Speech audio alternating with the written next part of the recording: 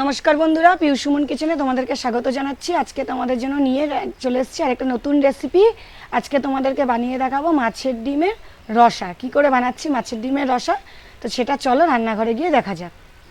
তো বন্ধুরা, মাছের ডিমের রসা বানানোর জন্য আমি কি নিয়েছি দেখো। হ্যাঁ, মাছের ডিম নিয়েছি। মাছের ডিমটা আমি ধুয়ে নুন হলুদ মাখিয়ে রেখেছিলাম একটু। আর নিয়েছি পেঁয়াজ কুচি আর রসুন কুচি। তা আমি এবার কীভাবে এটাকে করছি চলো তোমাদেরকে দেখাচ্ছি। তো বন্ধুরা দেখো, আমি মাছের ডিমের রসা বানানোর জন্য মাছের ডিমের মধ্যে প্রথমে দিয়ে দিচ্ছি পেঁয়াজ কুচি। এই যে আমি পেঁয়াজ কুচিগুলো সব দিয়ে দিলাম।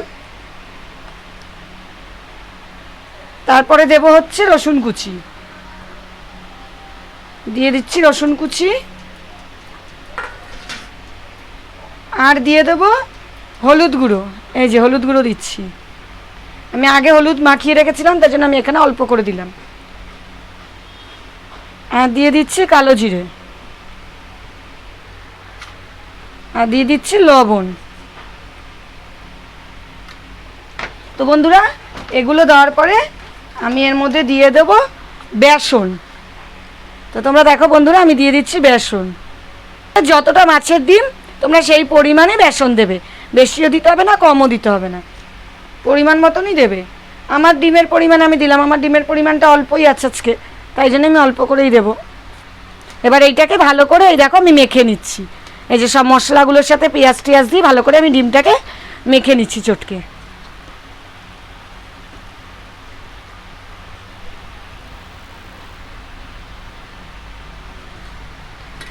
তো দেখো বন্ধুরা, এই যে আমি এইভাবে ভালো করে চটকে মেখে নিলাম। এই যে সুন্দর করে সব বেসনটাই ডিমের মধ্যে লেগে যাবে। দেখো আমি যে দিয়েছি, এই যে সব বেসনটাই ডিমে লেগে গেল। তো তোমরা দেখো বন্ধুরা, পুরো বেসনটাই আমি এখানে দিয়ে দিচ্ছি। যতটা বেসন দিয়েছিলাম লেগে গেছে, আবার একটু আমার মনে হলো যে একটু লাগবে, তাই একটু দিচ্ছি। তো বন্ধুরা, এই বেসনটাকে আমি এর সাথে ভালো করে মাখিয়ে নেব। তো বন্ধুরা এই দেখো আমি এইভাবে মাখিয়ে নিচ্ছি সুন্দর করে। এই যে মাখানো হয়ে গেল। এবারে কি করছি তোমাদেরকে দেখাচ্ছি। তো বন্ধুরা দেখো, আমি গ্যাসটা ধরিয়ে কড়াই বসিয়ে দিয়েছি। কড়াইতে দিয়ে দিচ্ছি সর্ষের তেল। তোমরা চাইলে রিফাইন তেলও দিতে পারো, সেটা তোমাদের ব্যাপার, যেই তেল থাকবে সেটা দিলেই হবে। তা আমি এখানে সর্ষের তেল ব্যবহার করেছি। তো দেখো বন্ধুরা, তেলটা গরম হতে থাকুক, ততক্ষণে আমি তেলটাকে কড়াইয়ের চারপাশে ভালো করে ইসে করে দিচ্ছি, যাতে এরপরে যখন আমরা ডিমের রসাগুলোকে দেবো, রসার জন্য যে আমরা ইসেটা ভাজবো বড়াটা, সেটা যেন লেগে না যায়। তো বন্ধুরা, এই রেসিপিটা দেখতে দেখতে তোমাদের কাছে একটাই রিকোয়েস্ট, তোমরা চ্যানেলটা লাইক আর সাবস্ক্রাইব করে দিও। হ্যাঁ, আর কেমন লাগলো কমেন্ট করে জানিও। জানো তো বন্ধুরা, তোমাদের একটা সাবস্ক্রাইব আমাদের অনেক দূর নিয়ে যায়, আরও অনেক ভিডিও বানানোর জন্য আমাদের অনুপ্রেরণা দেয়। তোমরা যখন একটা সাবস্ক্রাইব করবে না, আমাদের মনে হবে। তো বন্ধুরা, আমার তেল এখানে দেখো কড়াইতে যে সরষের তেল দিয়েছিলাম গরম হয়ে গেছে। তাই তেলের মধ্যে এবার এই যে এই ব্যাটারটাকে আমি এইরকম ছোট্ট ছোট্ট করে বড় আকারে দেবো। দেখো এই যে ছোট্ট ছোট্ট করে বড় আকারে দিয়ে দিচ্ছি। মাছের ডিম এমন একটা জিনিস, তোমরা দেখবে ছোট ছোট করে দেবে, আস্তে আস্তে এটা ফুলে যাবে, যখন তেলে দেবে ভাজা হবে ফুলবে। তো দেখো বন্ধুরা, এই যে আমি এইভাবে দিচ্ছি। তো বন্ধুরা, তোমাদের সাথে যেটা বলছিলাম, যে তোমাদের একটা সাবস্ক্রাইব যেন আমাদের অনেক অনুপ্রেরণা দেয়। তোমরা যখন একটা সাবস্ক্রাইব করবে না, আমাদেরও মনে হয় না বন্ধুরা আমাদের জন্য সাবস্ক্রাইব করে দিল আমাকে, তাহলে চলো ওদের জন্য আরও অনেক নতুন নতুন রেসিপি নিয়ে আসি আমি। তখন আমারও তোমাদের জন্য অনেক নতুন নতুন রেসিপি আনতে ইচ্ছা করবে, মনে হবে বানাই তোমাদের জন্য। তো আমার এই কদিন ধরে বন্ধুরা শরীরটা খুবই খারাপ, আমি তবুও আমার এত শরীর খারাপ, তবুও ভাবলাম না বন্ধুদের জন্য বসে থাকবো না, বন্ধুদের জন্য আমি কিছু না কিছু রেসিপি নিয়ে আসি। নাহলে ওরাও তো আমার জন্য ওয়েট করে না, যে কখন ওদের সাথে আমার গল্প হবে, কথা হবে। হ্যাঁ, সেটাই ভেবে এলাম, না তোমাদের দাদাকে বললাম না আমাকে উঠতে হবে, চেষ্টা করে করতে হবে আমাকে। তো এই যে দেখো এইভাবে আমি বড়াগুলোকে দিচ্ছি সব।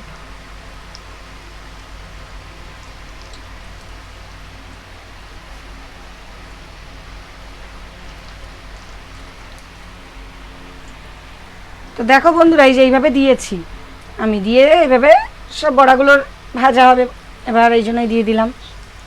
তো হতে থাকুক বড়াগুলো ভাজা, এদিকে বড়াগুলো ভাজা হতে থাকুক, ততক্ষণে আমি তোমাদের সাথে গল্প করতে থাকি। দেখো, দেখেছো, তোমাদের বললাম না যে ছোট ছোট করে দিলেও মাছের ডিম ফোলে। দেখো ফুলতে শুরু করেছে, প্রত্যেকটা বড়া ফুলছে কেরম। তো বন্ধুরা দেখো, আমি এইভাবে এই যে সব বড়াগুলোকে ভেজে তুলে নিচ্ছি। এই যে বড়াগুলো সব ভাজা হয়ে গেছে, বড়াগুলোকে ভেজে তুলে নিলাম। তো বন্ধুরা এই যে রেসিপিটা দেখাচ্ছি, তোমরা একদিন ঘরে করে খেয়েও তারপর দেখবে কিরম লাগে, তখন বলবে না দিদি ঠিকই বলেছিল। তো বন্ধুরা রোজের মতনই এক সাদা জিরে ফোড়নে আজকে দেবো না, আজকের ফোড়নটা একটু অন্যরকম দেবো। আজকে দেবো আমি কালো জিরে ফোড়ন, দিয়ে দিলাম কালো জিরে। তো বন্ধুরা এই দেখো ফোড়নটা আমার ভাজা হয়ে গেছে মোটামুটি। এবার এর মধ্যে দিয়ে দিচ্ছি কেটে ধুয়ে রাখা আলুগুলো।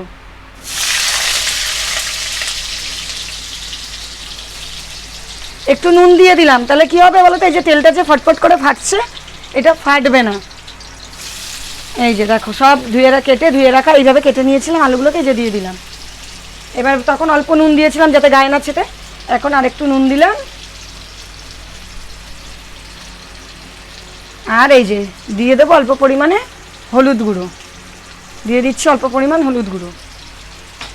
এগুলো দেওয়ার পরে এই যে ভালো করে আলুটাকে নাড়িয়ে ভেজে নেব, লাল করে আলুটাকে ভেজে নেব।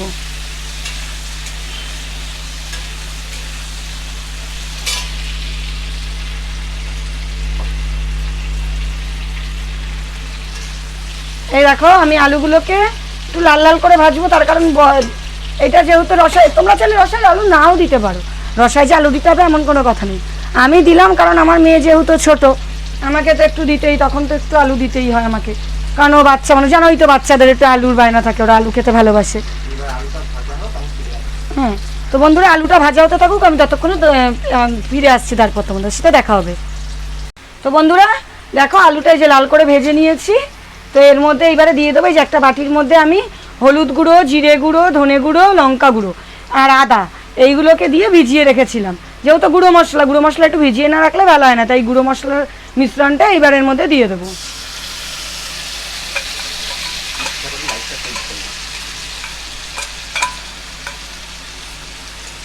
এবার দেখো এই যে দেওয়ার পরে আমি এবার এগুলোকে কষিয়ে নেব ভালো করে।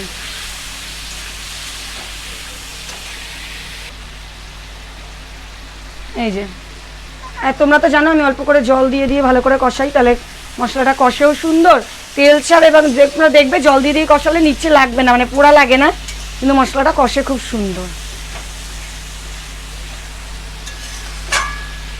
দেখো আমি যেভাবে করছি, তোমরাও এইটা করে ঘরে খাবে, দেখবে খুব স্বাদ লাগে। আমার তো এই রেসিপিটা আমি যেদিনই রান্না করি আমার ঘরে ভাত মনে হয় সেদিন একটু বেশিই লাগে। তোমাদের দাদা বলো মেয়ে বলো সবাই, মেয়ে তো আগেই বলবে মা খুব সুন্দর, ও সেদিন বাবা।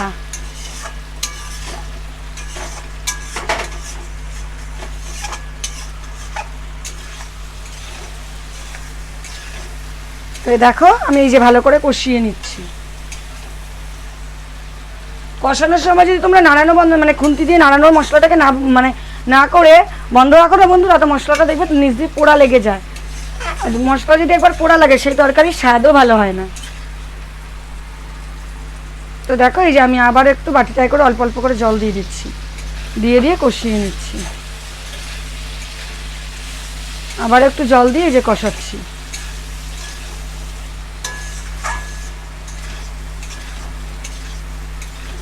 আজকে কিন্তু আমি এটা এক্সপেরিমেন্ট করলাম, জানো তো, রোজই আর জিরে ফোড়ন দিয়ে করব না, সব জিনিস জিরে ফোড়ন দেওয়াটাও ঠিক না, তবে যেটা যেটা দিলে ভালো লাগে। তা আজকে আমি ভাবলাম না একটু কালো জিরে ফোড়ন দিয়েই করি, দেখি কেমন লাগে। ফোড়নই তো বলো, কালো জিরেও তো ফোড়নই আমরা খাই।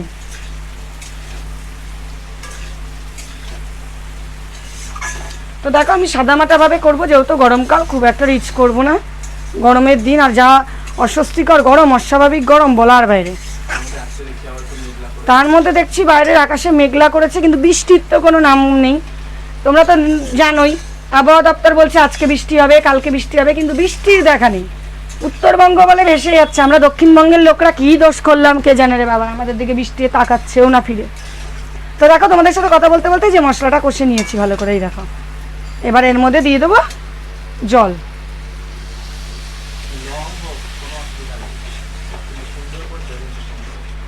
এ দেখো আমি জলটা একবারে দিলাম না, আমি অল্প অল্প করে দিলাম। এতে কী হবে বলো তো, যখন তোমরা একবারে জল দিয়ে নাড়াতে যাবে না, অনেক সময় গায়ে ছেটার সম্ভাবনা থাকে, হ্যাঁ। তো এই দেখো আমি অল্প অল্প করে জল দিয়ে এটা ঝোল দিয়ে দিলাম আমি।